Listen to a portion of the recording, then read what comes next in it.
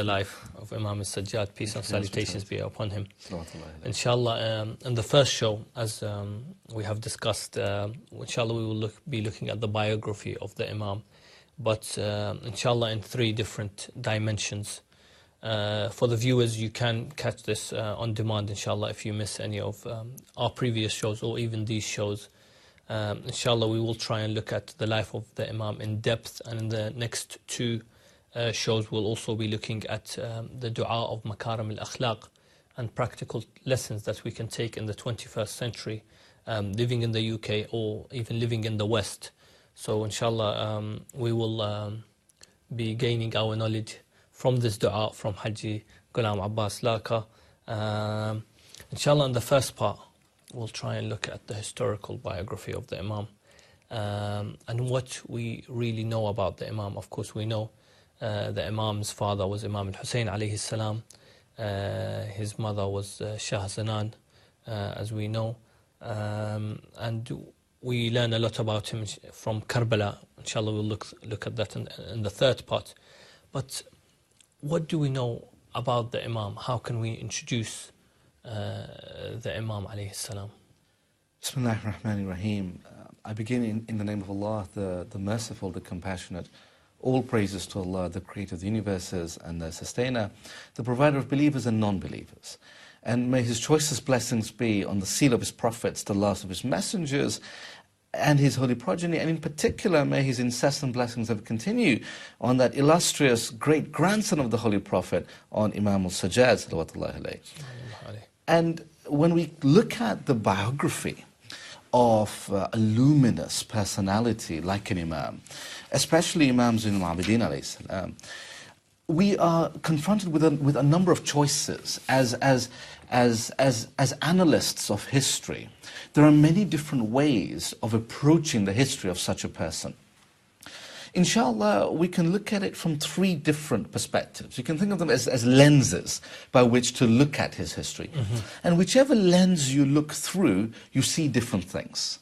So perhaps we could begin by looking at the life of the Imam al-Islam through his personal historical experiences. And then we can look at a spiritual biography, looking at what he would have wanted us to get from his life. And the third aspect is historiography. How do we know what we know about the Imam Islam? What is the process by which his history is written? And he has established that himself. This is the amazing aspect of how the Imam al-Islam was able to engineer his own historiography, the way in which his own history would be written. And that, of course, is through the lens of Karbala. Because you can't really understand the mission, the purpose, the life and the application of the teachings of Imam Sajjad alayhi salam other than through looking through the lens of Karbala. So this is where we need to have a 3-dimensional approach to the biography of this particular Imam. And when we begin with a traditional historical biography, looking at his personal life, we see a couple of aspects, but they are indicative of what is to come. They are congruent with the spiritual aspects of his teachings and with the legacy that he is leaving behind. So firstly, if we look at his heritage, he comes from different traditions. So, of course, it is widely reported that his birth was in 38 AH, in 658, 659 AD. There are other traditions as well as to when his birth occurred, but that was approximately 2 years before the martyrdom of his illustrious grandfather Imam Ali alayhi salam, in 48, 661 AD. But what we find is that when we consider his history, as narrated both from Shia sources as well as Sunni sources, and when we look at his history, we can also look at modern Western historical accounts by people like, for example, Wilfred Madelung, Professor William Chittick. So we've got 3 different perspectives on this individual.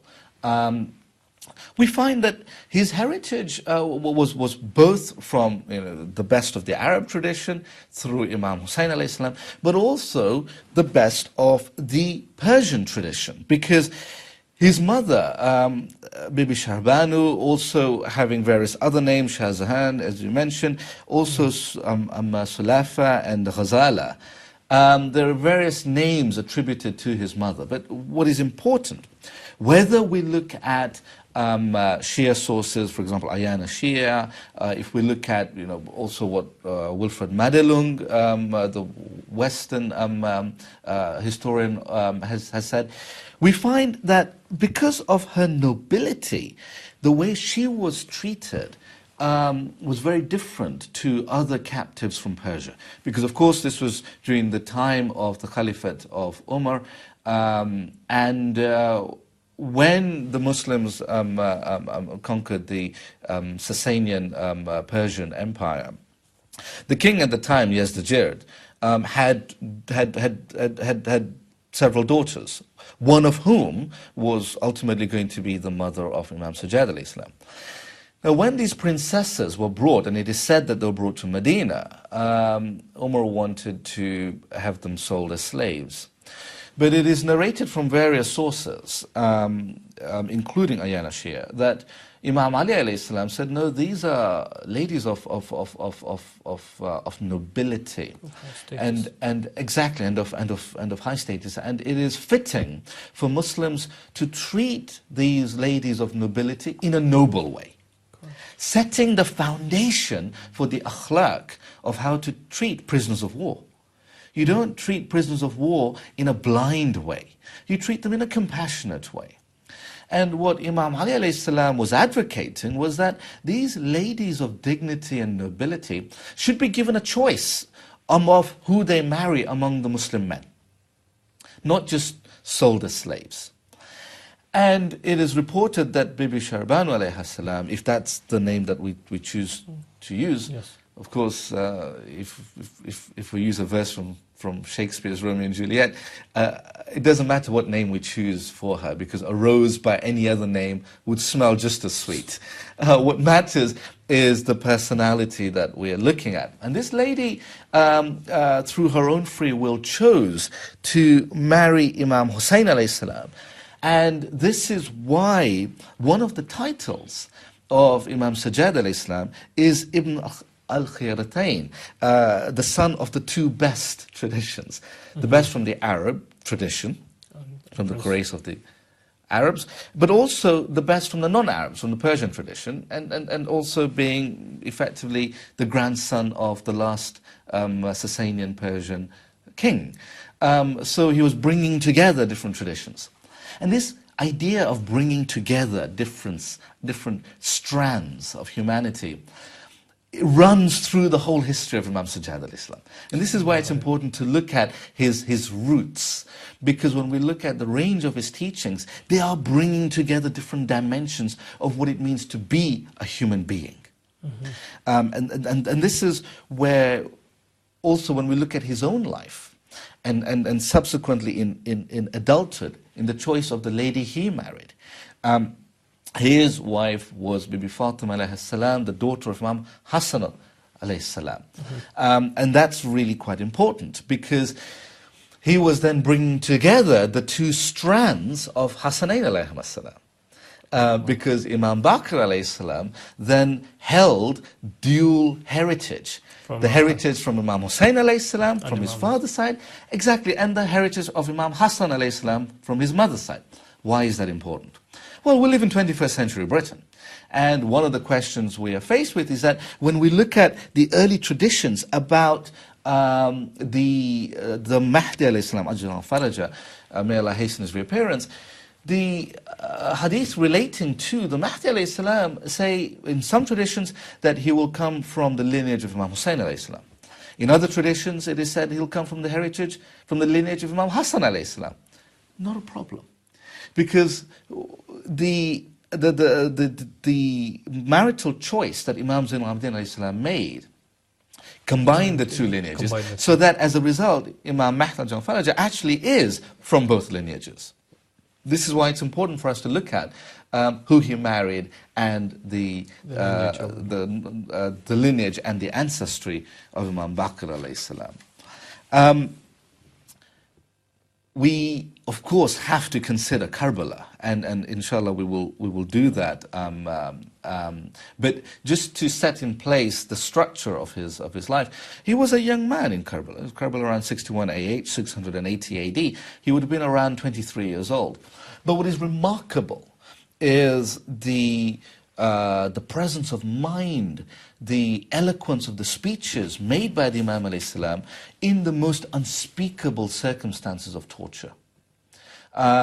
This is where we really begin to understand the measure, the strength, the character of the man. The ocean of inner strength that he had when we consider his range of tests in Karbala and thereafter in Kufa and in Damascus, the eloquence of his speeches and the effect that they had. But Karbala deserves special attention. And in later life, he spent quite a huge amount of his time setting in place the principle of mourning Karbala. And of weeping upon the tragedy that occurred. There are many traditions out there about how he was weeping for many years, and we will look at that in more detail later without taking up time now. But what is important is that he was instrumental in setting that in place, so that today our heritage of Karbala is in large part due to him and, of course, Bibi Zainab alayhi salam.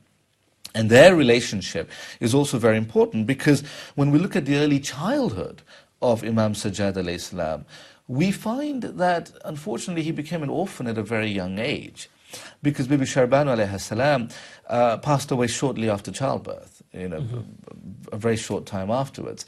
So here was a young man growing up without his birth mother. And this is where Bibi Zainab alayhi salam had a huge role in the upbringing of Imam Zain al-Abidin alayhi salam and in the shaping and the forming of his character. And so it is not surprising when we look later in his life, how close his relationship to Bibi Zainab alayhi salam was and how strong that partnership was. Indeed, how strong that partnership needed to be in the face of the adversity that they both suffered and their ambassadorial role, because without them, Karbala would have remained in Karbala. We would not have been recipients of that great and rich tradition. I just wanted to look at, before going into more details of personal history, the name Sajjad and Zain al-Abidin. Yes. Obviously, his name was the name given by Imam Hussein was Ali. But we know him as Sajjad and Zain al-Abidin. What's the meaning behind those two? Well, Sajjad, from sujud, the person who prostrates in prayer and in worship, and history narrates, now irrespective of whether you look at Shia history, whether you look at Sunni history, both traditions recognize this individual as being a very pious person.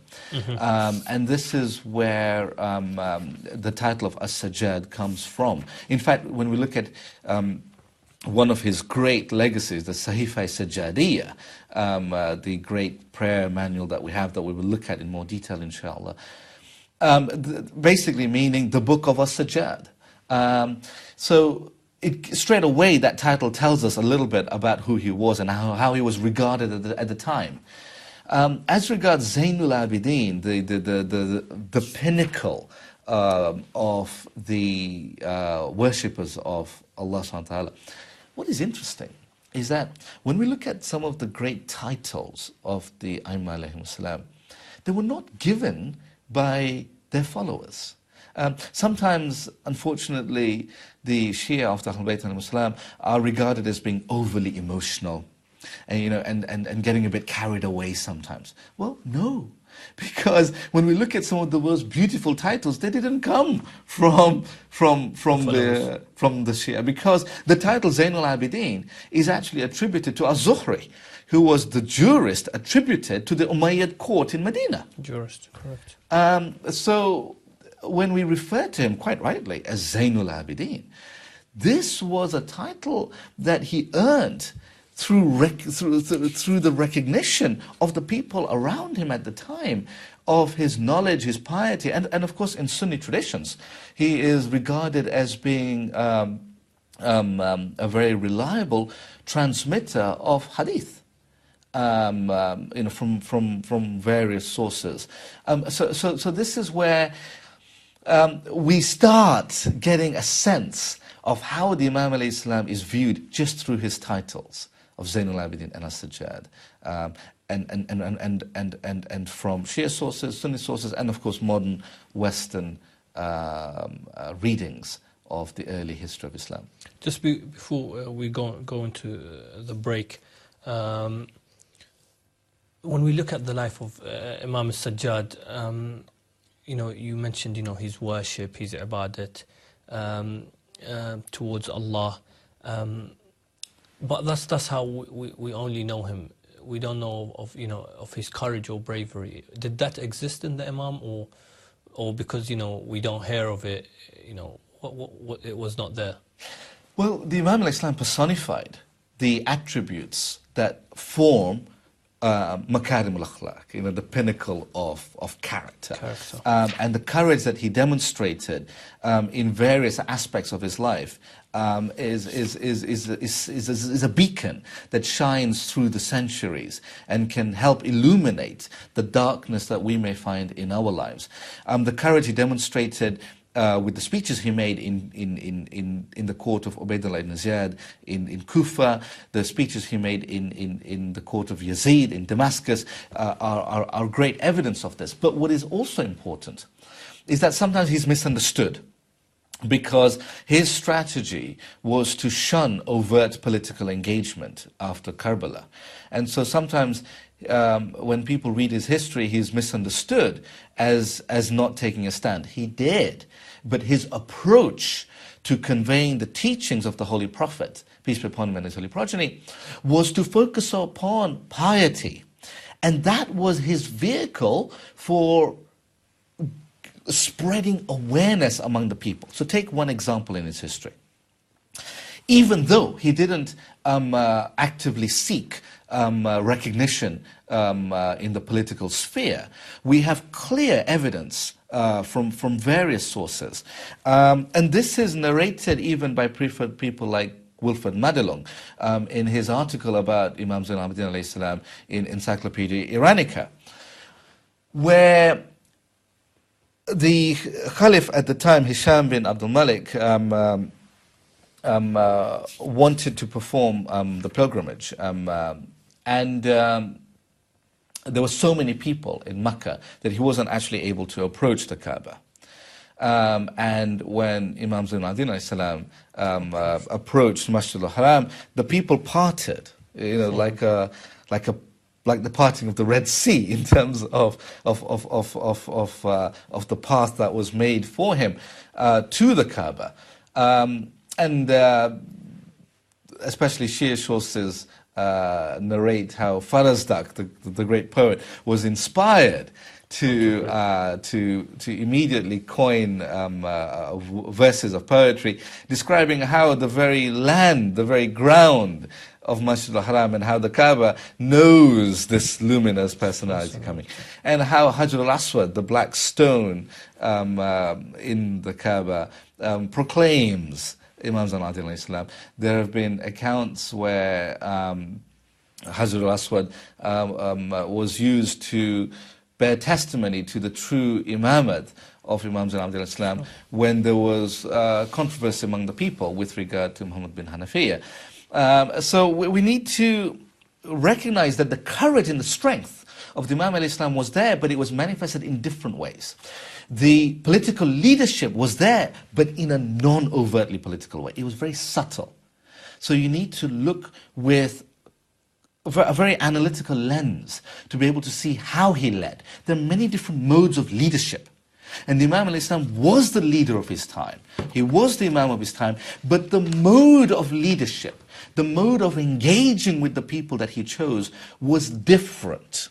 He didn't choose to seek office and the battles that would have resulted in. He chose to teach. There are many traditions about how he taught famous people, including al-Zuhri. It is said that Hassan al-Basri, the famous Sufi, was one of his students. Therefore, when we look at the du'as of Hassan al-Basri, which are celebrated in the Sunni community, actually you look at one of his teachers, Imam al-Abidin alayhi salam, and the genesis of the dua tradition that we see in Hassan al-Basri later. So his leadership was a spiritual leadership, was an intellectual leadership that permeated through the political morass at the time. Thank you very much. It was very skillful in its strategy. Thank you very much, Hadi. We'll have to go for a short break now. Even though I'm sure there's a lot of points we haven't touched upon. Inshallah, when we come back after the break, we will be looking at the spiritual side, which you were touching upon now. And what does the Imam actually want us to know about him? And inshallah, we'll be doing that in the second part. We will be going for a short break. See you in a short while. Wassalamu alaikum wa rahmatullahi wa barakatuh.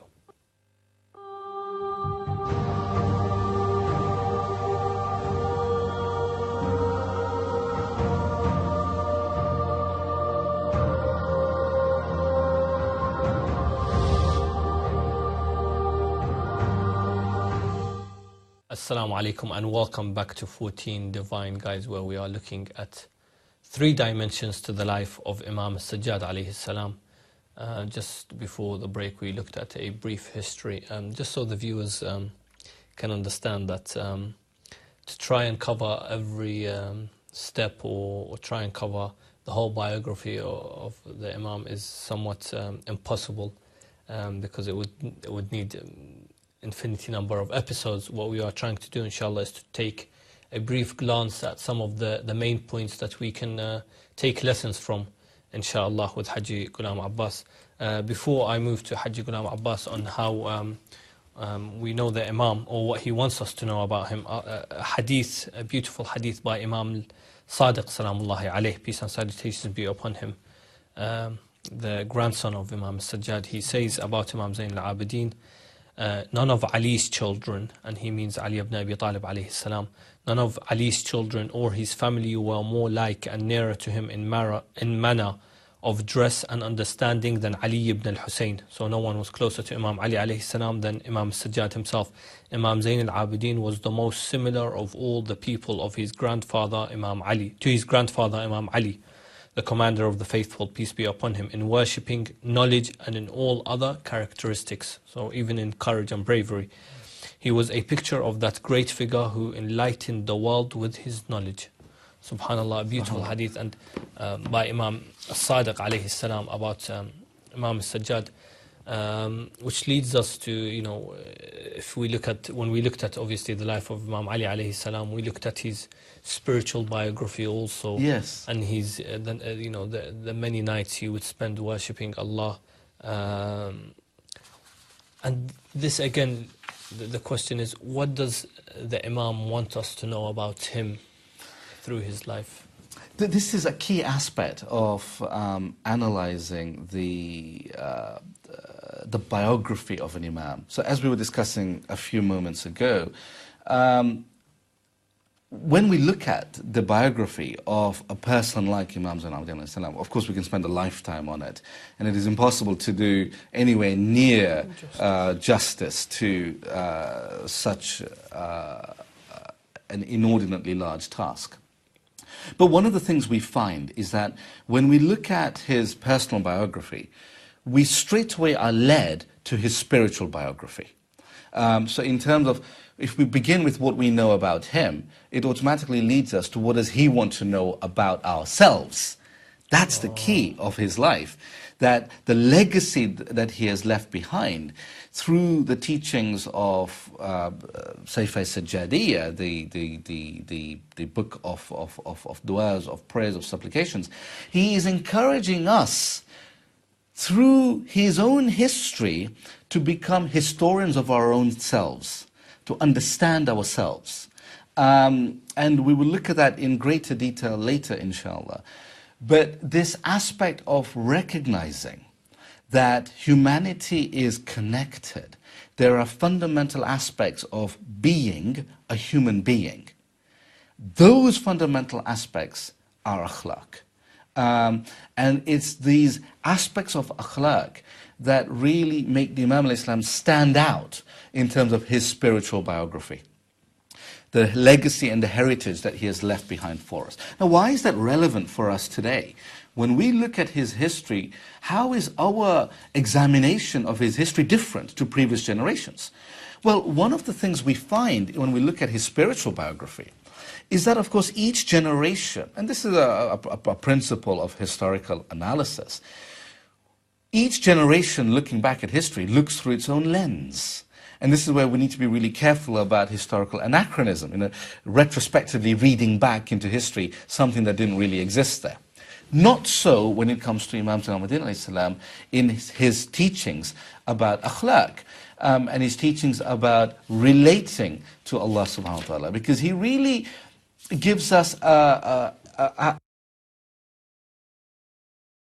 manual, a handbook to, for example, the verse in Surah Maryam relating to Prophet Zakaria, where it says, Bismillahir-Rahmanir-Rahim, إِذْ نَادَ رَبَّهُ نِدَاءً خَفِيًّا, that he called, nada, in a very intimate way.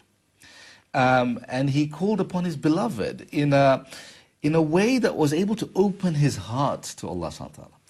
This is what the legacy of Imam Al-Abidin alayhi salam is. Because in Sayf al-Sajjadiyya, and of course it's got other titles as well, Sayf al-Kamila, the most perfect collection of the teachings.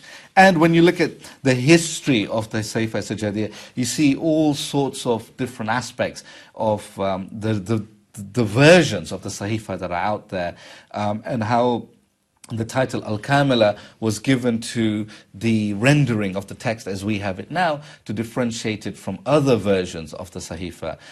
Because of course these du'as were taught to his children, Imam Baqir alayhi salam, and also to other people, for example, like Zayd. But what is important is that we believe that the text of the Sahifa is mutawatir. It has got a strong, reliable chain of narration that we regard as being authentic, going back to the Imam al-Islam. So what is the purpose of this, the fundamental purpose? Without going into the details of what each dua seeks to do and how, and not just dua, but also risalat al-huquq, the rights that Allah subhanahu wa ta'ala has upon us, the rights that other people have upon us, the rights that we have upon ourselves, so that we don't become oppressors to ourselves, oppressors to other people, and we don't do kufr, the rights and the inspiration that Allah subhanahu wa ta'ala has placed in the hearts of each human being. How is that relevant today? Well, the reason why it's relevant today is because what these du'as are trying to do are encourage self-reflection and self-analysis. The verse from Surah Rum that we've discussed earlier, أَوَلَمْ يَتَفَكَّرُوا فِي أَنفُسِهِمْ, do not reflect upon themselves. This aspect of self-analysis is the core of Islamic personal development. The famous hadith we have, if anyone wants to know Allah, then they should know themselves. Yes, exactly. Yes, exactly. So, exactly. And that hadith, has a further 3 dimensions to it, which look at prayer, which look at mindfulness, so that the ways of knowing, the idea of Arafah, that hadith has 4 dimensions in total. The first part of which, alhamdulillah, is well accounted. But what is it really about? Self-analysis. This is why this particular Imam is particularly pertinent the biography of this Imam is particularly pertinent in 21st century Britain, or indeed any Western tradition that you are living in today, because of the way in which his teachings facilitate, structure, and encourage self-analysis. So really they are a personal development manual. And inshallah, in subsequent discussions, we'll be able to look at particular aspects of the personal development that he is teaching us, so that we may be able to then look in greater detail at our relationship to Allah subhanahu wa ta'ala, our relationship to ourselves, and our relationship to the outside world, both in terms of general interaction with the world as well as specific interaction with other people. And it's this multifaceted personal development program that the Imam al-Islam has left behind, for instance, in the Sayfa Sajjadiyya, that makes his spiritual biography very important for us today. When we look at, and you mentioned the Imam seeking the relationship with Allah, when we look at his life, we see that, you know, he spent his life seeking Allah's pleasure, whether it's in calamity, when we look at Karbala, or whenever it is, you know, he was brought up without his birth mother. How does one, and everything he did, you know, it was to seek for Allah's pleasure. How can we sort of try and achieve that even when we are at sad times, or at times, rough times, you know, especially here, you know, sometimes here in the UK, you're living, you know, you've got hard times, whether it's economical, financial, or for the youth, you know, struggling, they're trying to be a strong Muslim but living, you know, in a non-Islamic environment. How can we try and seek Allah's, you know, pleasure? Well, this is where Imam al-Abidin alayhi salam is a wonderful guide for us today, because he sets in place the principle that whatever aspect of one's life one is looking at, especially in terms of difficulties, whatever the difficulties may be, there is a mode of engaging with Allah at that time to allow us to get through that particular difficulty. So you talk about financial difficulties. Of course, you know, we still are living in a post-credit crunch world where many people have significant financial difficulties. Unemployment is a big issue in the community. And the Sayfa Sajjadiyya, for instance, has du'as to deal with financial difficulties. If we are raising children and we've got difficulties in how we raise children, there's a du'a for that. The point is, there is a dua for every difficulty in life. What is the point of that message? Well, the point of the message is that when we are faced with trials and tribulations, we do not need to feel alone. So when we look at the psychology of dua, one of the key aspects that it's trying to do is create a distance between the event and our relationship to the event. One of the reasons why we suffer the psychological difficulties that we do, especially depression, is because we collapse together the bad event that has happened in our life with our relationship to it. What dua allows us to do is create space between it. And that space is where we encounter Allah subhanahu wa ta'ala. So whatever that difficulty may be, there are various du'as for it. And this continues the tradition of Imam Hussein alayhi salam. We discussed earlier in our previous discussion how Karbala is the primary lens through which we look at the biography of Imam Sajjad alayhi salam. In Karbala, in fact, Imam Hussein alayhi salam is reported to have provided a number of du'as. One of the great narrators of the du'as of Imam Hussein alayhi salam is Imam al-Abidin alayhi salam.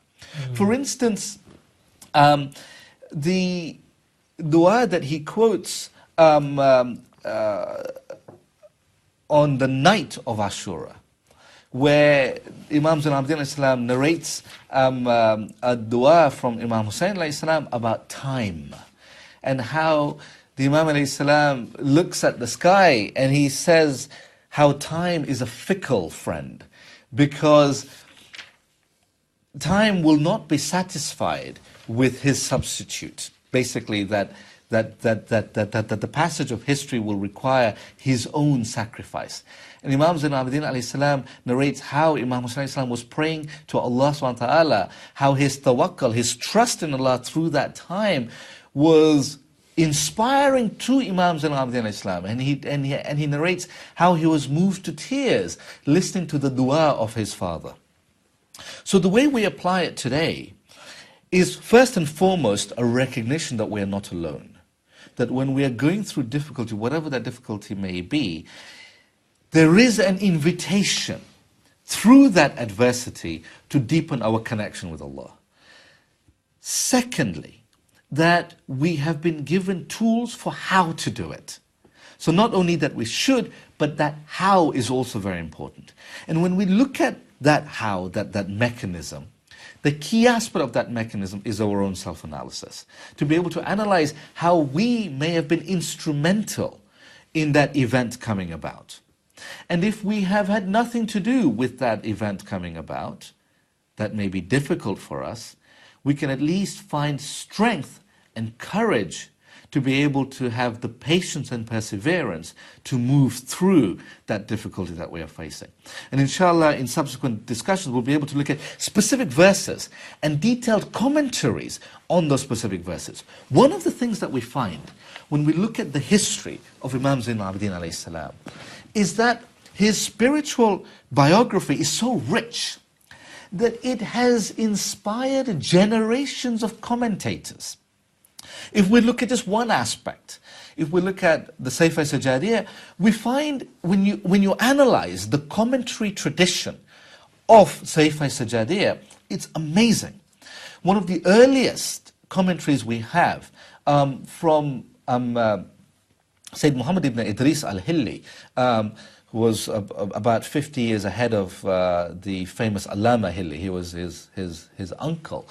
That was a commentary of the Sahifa that was basically like a glossary, where if you look at manuscripts, these manuscripts have one scholar teaching the next generation scholar these du'as, and they wrote it themselves. In fact, if you look at the British Library, there's a beautiful manuscript there in wonderful script, and you can go, you can see it. When you go to the British Library, you know, these ancient manuscripts, there are certain rules and procedures. You have to book it in advance when you go. And whilst this is one of the more recent ones, just a few hundred years old, the earliest commentaries of the Sahifa, when you look at it from a historical point of view, show us the reception history of the Sahifa. And the reception history of the Sahifa tells us about the biography of Imam Zain al-Abidin Islam. Why? Because it tells us about his spiritual heritage. Because it shows that these du'as, these tools of self-analysis, of spiritual development, were so inspiring 400 years later that it encouraged people to begin to write commentaries in the form of glossaries. So the earliest commentaries were hashia, were notes in the margin, where, for example, Muhammad ibn Idris al-Hilli, may Allah keep his soul with the Ahlulbayt TV and elevate it, writes in the margins about explanation for certain words and how he used famous Arabic lexicons, famous dictionaries to expand upon words that he thought may be difficult to understand or that had multiple dimensions. This aspect of multiple dimensions, inshallah, we'll look at in more detail when we look at different applications, especially in 21st century Western life.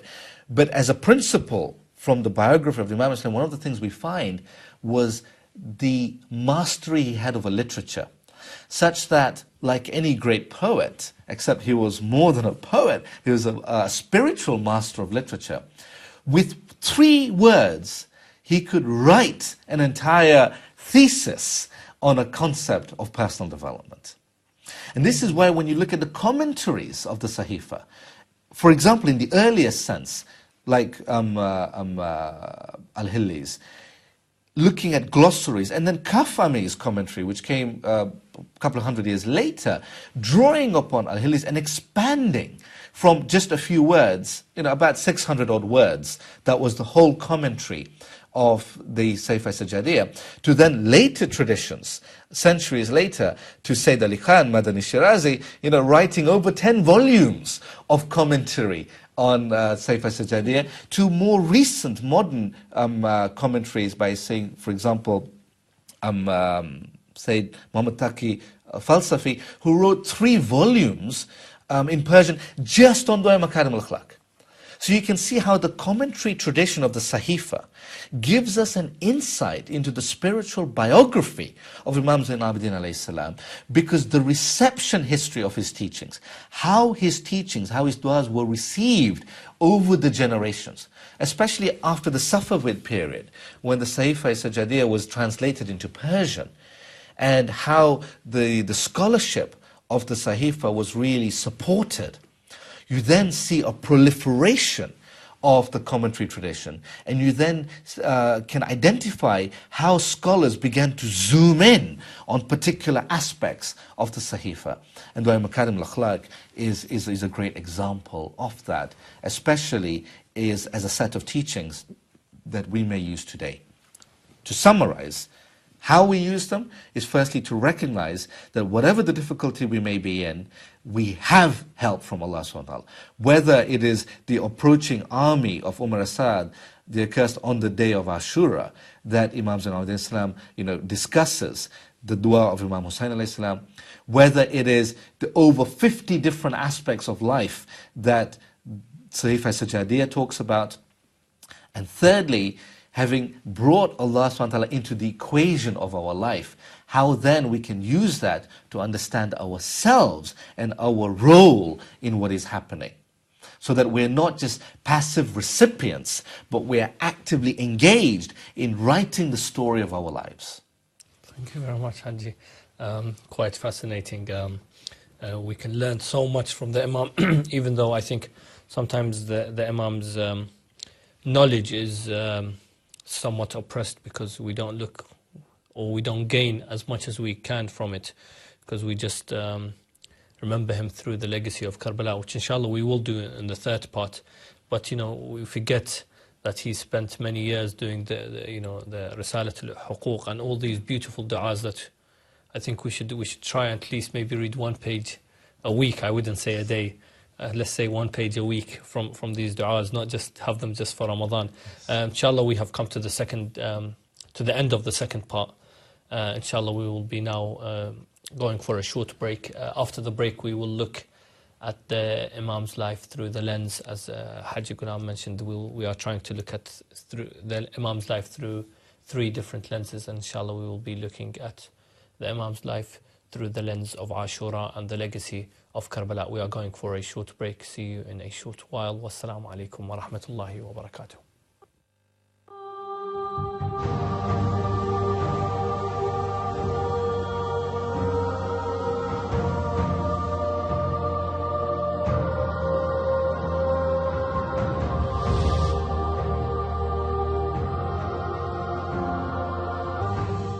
Assalamu alaikum and welcome back to 14 Divine Guides. We are looking at the life of the holy Imam, Imam Zain al-Abidin al-Sajjad Ali ibn al-Hussein. Peace and salutations be upon him and his holy family. We looked at the historical biography as well as the spiritual biography in the first 2 parts.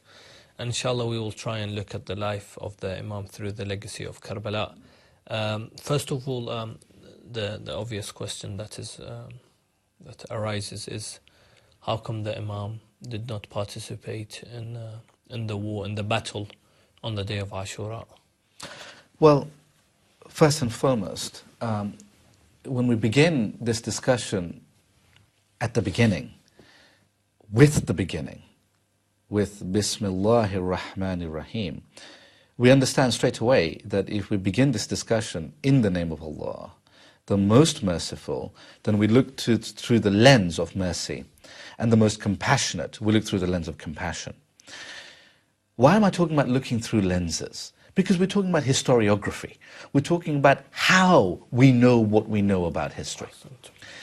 And this is the third and critical dimension of the biography of Imam Zain al-Abidin alayhi salam. Because when he structured how history would look at him, and he was a master of this. When we look at his life, we see that he set in place the historiographical lenses, the way in which people would write his history, through the lens of Karbala. So it is far from correct to say that he did not participate in the battle on Ashura. He most certainly did. In fact, he was perhaps one of the most active participants and warriors on the day of Ashura. His battle was not with the sword, his battle was with the tongue and the pen. And this is where the suffering of this warrior of the day of Ashura lasted long after the sun had set on that day of Ashura. He most certainly participated on that fateful day, but his participation was the participation of patience, which in many ways is far more difficult than going out with a sword, fighting for a few hours and dying. I'm not saying that's easy, do not misunderstand me. That is, of course, incredibly difficult. But the jihad that the Imam alayhi salam was fulfilling, Imam Zain al-Abidin alayhi salam was fulfilling, was at a different level. Because it was a jihad that was to take decades, not days, to fulfill. His battle began on the day of Ashura. It ended many decades later. And this is why, when we look at his history, and by the way, what I'm about to say is narrated, not just in traditional Shia sources, but even if you look at Western historians, Wilfred Madelung, for example, talks about this episode, Professor William Chittick talks about this. It is narrated that for decades after Ashura, Imam Zain al-Abidin alayhi salam bore the bruises and the physical pains of the ankle chains of the neck brace that he was made to wear, whereby he wasn't able to sit in one position. Such was the damage done to his body by those ankle chains. Secondly, when food would be brought, it is said even 20 years afterwards, he would weep upon remembering the hunger and the thirst of the children on the day of Ashura. And when somebody said to him, Yabna Rasulullah, O son of the Holy Messenger of Allah, is it not time for your sorrow to come to an end? He replied, woe upon you. Jacob, the Prophet, had 12 sons, and Allah made one of them disappear. His eyes turned white from constant weeping. His head turned grey out of sorrow, and his back became bent out of grief. This is, of course, in Surah Yusuf, Surah 12, Ayah 84. But the Imam goes on to say, but his son was alive.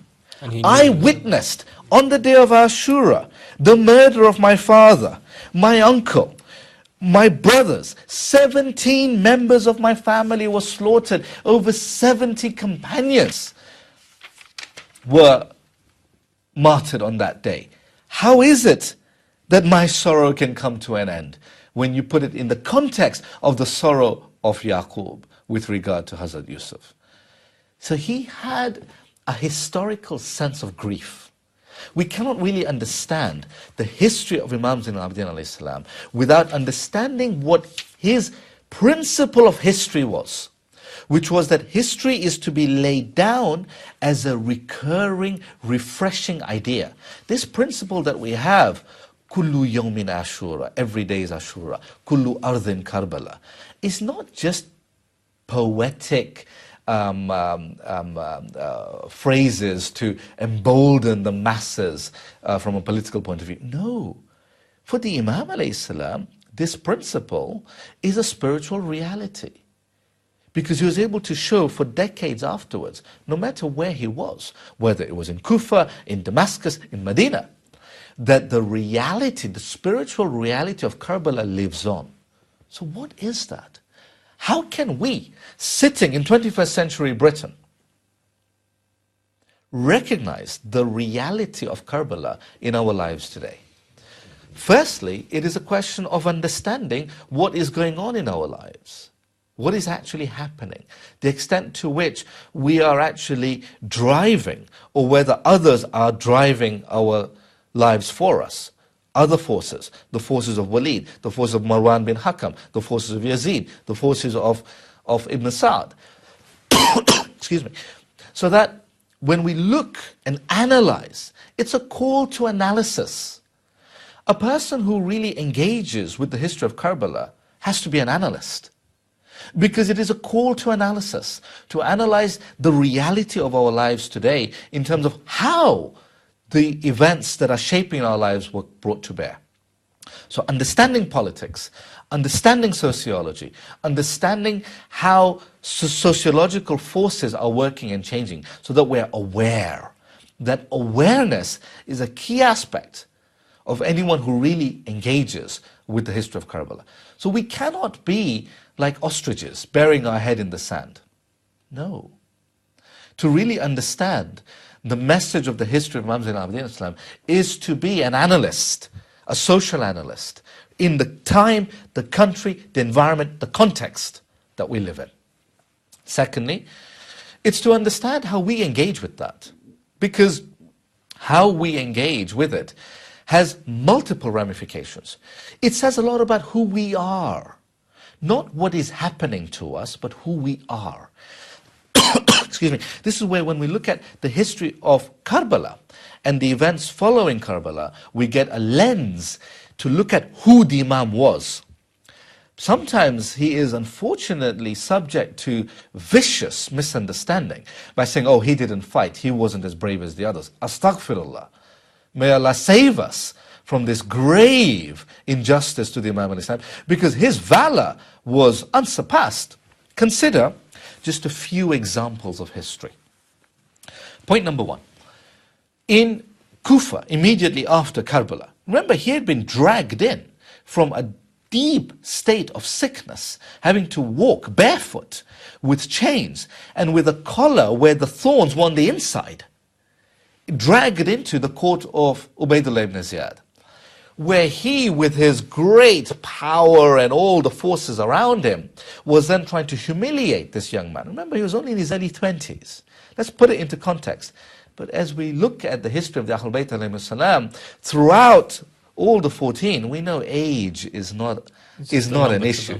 You can have his illustrious grandmother, Bibi Fatima alayha salam, salawat alayha, at the age of 18, going to the Caliph of the time, the political Caliph of the time, proclaiming her right to Fadak. Fadak was not just about a garden. Fadak was a plantation that was strategically important, not just to the Ahlulbayt of the time, but to the Ahlulbayt of the generations to come, because it provided the economic lifeline to the Ahlulbayt alayhim salam. This is why Umar and Abu Bakr wanted to take it away from them. It wasn't just a garden. It was to remove the economic lifeline so as to protect the oppressors from any political action against them that would accrue from economic force. That's why Fadak was strategically important. And just as Bibi Fatima alayha salam spoke up in the court of Abu Bakr for her right, so to her grandson, Imam al-Abidin Islam spoke with courage and valor in the court of Ubaydullah ibn Ziyad to proclaim who he is. And look at the opening exchange. What you notice with the words of the Imam al-Islam, whether he is fencing verbally with the Caliph of the time, despotic ruler of the time, or whether he is invoking the rahmah and the beauty of Allah subhanahu wa ta'ala through dua, is efficiency of words. The Imam al-Islam was a master with words. Words were the tools with which he did battle with the enemies of Allah subhanahu wa ta'ala, and the tools with which he opened his heart and engaged with his beloved Allah. Words matter. And look at the words of the Imam. As he enters the court of Ubaydullah ibn Ziyad, this despot says, "Who are you?" And the Imam responds with courage and with confidence, "I'm Ali ibn Hussein." And Ubaydullah responds, "But wasn't Ali ibn, but his words were, but did not Allah kill Ali ibn Hussein in Karbala?" What a loaded statement. The Imam alayhi salam responded very, very clearly. And he said to him, "It is not so. It is not so that Allah killed him." He wanted to crush this idea. He said, "The people killed my brother, who was also called Ali. But it was not Allah who killed them. And he was giving context, as the Ahlulbayt did, to the holy verses of the Quran, that the despots manipulated. This was the verse from Surah Zumar 39 verse 42. And he was saying that it was Allah subhanahu wa ta'ala takes the souls of human beings, but it is not Allah who kills them. So straight away saying that it was your responsibility, your liability, and you are answerable for the murder of my brother Ali in Karbala. Opening statement that we are here to set the historical record straight. We're also here to guide people as to what the Quran really says and not have it be a victim of your political machinations. This Ubaydullah ibn Ziyad, the despot, was shocked. He said to him, "Do you still have courage to resist what I say?" He was surprised that this person in chains would be able to respond. This is the mark of the courage of the Imam, that he was able to invoke such rage in Ubaydullah. And Ubaydullah said, "Take him away and chop his head off." The Imam al-Islam was not frightened by this. His response was, "After killing me, you should send, if you kill me, with whom will you send these pious women? And after killing me, you should send with them a pious Muslim who would behave towards them according to the orders of Islam." Straight away saying that none of your despotic soldiers qualify. So at a stroke, setting in context for the whole world to see who these people are, that they are not pious followers of Islam, because there isn't a Muslim man among them fit to be with such pious women. And of course, that is when Bibi Zainab alayhi salam stood and spoke with eloquence and saying that you would have to kill me first before you kill my nephew Ali ibn al-Hussein. So you see the two of them acting together as a team, a man and a woman, a nephew and a niece, showing that the Islamic tradition, especially as taught by the Ahlulbayt alayhi, is not in any way sexist, is not in any way misogynist, astaghfirullah. Indeed, we would not have had these beautiful teachings of Islam. We would not have had the Quran. We would not have the Hadith, had it not been for the works of women. Women like Bibi Zainab alayhi salam, the female leadership upon which the Islamic message is predicated, was proved in the court of Ubaydullah ibn Ziyad. The teamwork between Bibi Zainab alayhi salam and Imam Al-Sajjad alayhi salam proved that to us. Therefore, when we sit in 21st century Britain and when we look at how Islam is regarded as being sexist, we need to ask why. What is the context of how this came about? What are the ways in which cultural prejudices have been dressed in religious garb to give them a credibility that they otherwise would never have? Question: what is Islamic and what is cultural? What of our practices are cultural that we call Islamic, bringing into disrepute thereby both our culture and Islam? This is what the speech of Imam Zain al-Abidin alayhi salam was doing, shaking the people to say it was not Allah who did this, it was you who did this. Take responsibility for your own actions and do not place the blame upon Allah subhanahu wa ta'ala. Forcing us to look to within today. We should not place the blame upon the Sharia for things that actually are a misunderstanding of cultural values being dressed in religious garb. And when we look at Damascus, Sham is a different story. Sham is a different story. When you look at the grief of Imam Zain al-Abidin alayhi salam, He always mentions Sham, Sham, Sham. Sham, exactly. And Sham also provides us episodes from his biography that make the hair on the back of your neck stand up with the courage and the valor and the poignancy of his words. Consider just two examples briefly. In Syria, in the time when the Ahlulbayt alayhi were brought in as captives, a person named Ibrahim bin Talha bin Ubaydullah Taymi came before the Imam Islam in the bazaar. So imagine the scene. You've got the Imam and the Ahlulbayt, the ladies from the family, in chains, being dragged into the bazaar. All the people having been brainwashed by Muawiyah for the previous generation. Muawiyah, of course, set the foundation for all of this. Yes. Bringing this family with the people baying, cursing, because they had been brainwashed to this extent. Imagine now that you are in that situation. How difficult would that be? What courage and what presence of mind would be required at that time? So this man steps forward and he taunts the Imam al-Islam. He says, "Oh, Ali bin Hussein, who was victorious in this battle?" Question. Of course, he meant to say that the Ahlulbayt, having suffered this crushing defeat, supposedly crushing defeat, was a glorious victory to the political regime of the time. The Imam al-Islam responds with spiritual and political mastery. And this is important because people accuse wrongly, misunderstanding the biography of Imam Zain al-Abidin. They say he did not engage politically. Oh, he did engage politically. He engaged politically with mastery. He did not engage in political office. He did not engage in political wars, but he certainly engaged in the spiritual politics of awakening the people. That awakening politically, socially, and spiritually was the message of the Imam alayhi salam. And in so doing, he shaped historiography, not just history. He shaped historiography itself, because he shaped the way in which his history would be written, the lens through which his history would be viewed, and the mechanisms by which his teachings would be studied. So that when we sit in the 21st century, what we study are the words that he used. And what are the words? Let's look at them. Beautiful words. He says to this man, Ibrahim bin Talha,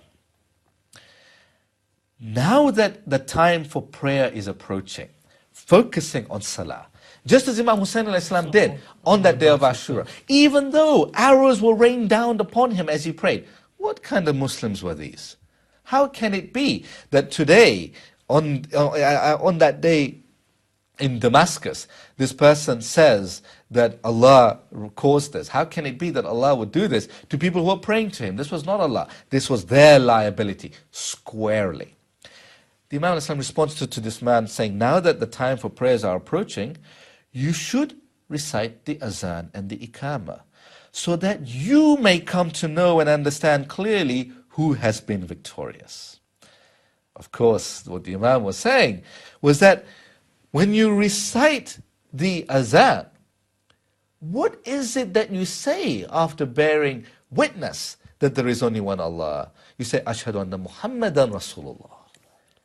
Salawatullah. You assert, you bear witness that Muhammad was the Prophet of Allah subhanahu wa ta'ala. Now, in doing so, at a stroke, he negated the point that this person was saying, because he is victorious. Because even having murdered the family of the Holy Prophet, you still, before you can pray, have to acknowledge that their grandfather was the messenger of Allah. Yes, sir, exactly. And this is the message that we see, in the interest of time, in the speech that came in the court of Yazid. Because, of course, Yazid had engineered that all the dignitaries would be there, ambassadors from Rome, from all these other places would be there. Excuse me. Excuse me. Such that he got one of his false preachers to mount the pulpit. I would not use the word pulpit, to mount the stage that had been set. And because the word pulpit, a mimbar, is supposed to be true to the message of the Holy Prophet, peace upon him, and his holy progeny. But Yazid perverted this principle, whereby he, through money and other ways of persuading people to abandon their spiritual heritage, got this man to stand up and curse the Ahlulbayt and praise Muawiyah and Yazid. Imam Zain al-Abidin alayhi salam had to witness that with great patience. But look at the way he responded. with akhlaq, but with devastating political acumen. He says to Yazid, because there were all these people gathered, he says, do you permit me also? So, are you going to be fair? You gave him a chance, are you going to give me a chance? Would you permit me also to ascend, see, ascending, to spiritually rise, to speak, to ascend these pieces of wood? He didn't call it a pulpit. Deliberately he said, this is not a pulpit, you have destroyed the message of what a pulpit of Islam really is. Do you permit me also to ascend these pieces of wood? Why? And to say a few things which may please Allah subhanahu wa ta'ala, and also become a means of the hearers earning spiritual reward. Now, if this is not political acumen, then what is it? Because he forced Yazid, in front of all the ambassadors he had brought, to say yes. He couldn't say How no. could he have said no? So he used the political structure that Yazid had created with his army of political advisors, and he used that against him. He had to say yes. And then when the Imam begins, how does he begin? I mean, he speaks in a way that neutralizes the fundamental message that Yazid was trying to give to these people. That here were rebels who we crushed, aren't we a great civilization, that we can crush our rebels like this? Not so. The Imam al-Islam, with his political leadership, it's a mark of leadership, so that when we look at the history and the biography of Imam Zain al-Abidin al-Islam through the lens of Karbala, we see his political leadership, his mastery of literature, of eloquence, as being the grandson of the one to whom Balagha is attributed. When we talk about Nahjul Balagha, the peak of rhetorical eloquence to Imam Ali alayhi salam, his grandson, in a state of chains, in the court of Yazid, response. In the interest of time, I'll just pick on one or two things. And he talked about, to the delegation assembled, O people, Allah has given us 6 things, and superiority over others based upon the pillars of Islam, and 7 pillars in particular. But the 6 things that He has given us are knowledge. So do not think we're ignorant about what is going on, and we are knowledge about the teachings that you claim to follow. Secondly, forbearance. So do not think that you can crush us by oppressing us. We have forbearance. By the way, these are all principles that he discusses in the Sahifa Sajjadiyya and his other spiritual heritage, and in particular the Dua Makarim Akhlaq that we will look at soon inshallah, to see how are these principles to be applied by us in our lives, in the context that we live, in the time that we live, with the challenges that we face. How did he do it with the challenges that he faced? When the Imam wrote Dua Makarim al-Akhlaq, it wasn't out of theory. It wasn't a theoretical exercise. He wrote out of experience, out of spiritual realization. When we want to understand Dua Makarim al-Akhlaq, we look at Karbala.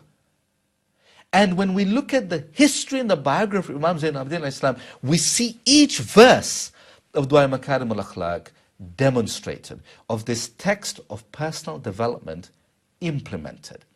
So he continues, forbearance, generosity, mercy, eloquence, valor, and heartfelt love of the believers. So we sit watching Ahlulbayt TV through the medium of television, expressing our love for the Ahlulbayt alayhim salam.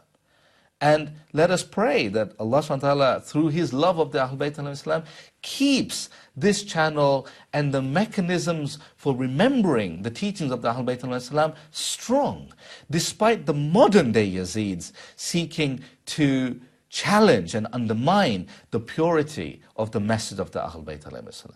Thank you, Haji Ghulam Abbas.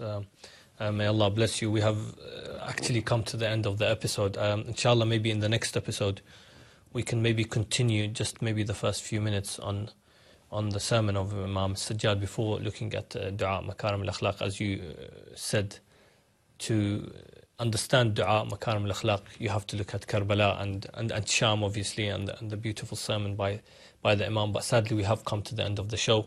I would like to thank Al-Hajj Ghulam Abbas. And inshallah, in the next episode, we will try and look at dua makarim al-akhlaq, which is just one dua of many du'as in Sahif al-Sajjadiyya. Once I asked a scholar, how can I, recently I said, how can I try and understand or learn about Imam Al-Sajjad? And he just said, just read Sahif al-Sajjadiyya. So inshallah we will be looking at dua, makarim al-akhlaq, and internally next week inshallah, and the next week's episode. We will see you then. Wassalamu alaikum wa rahmatullahi wa barakatuh.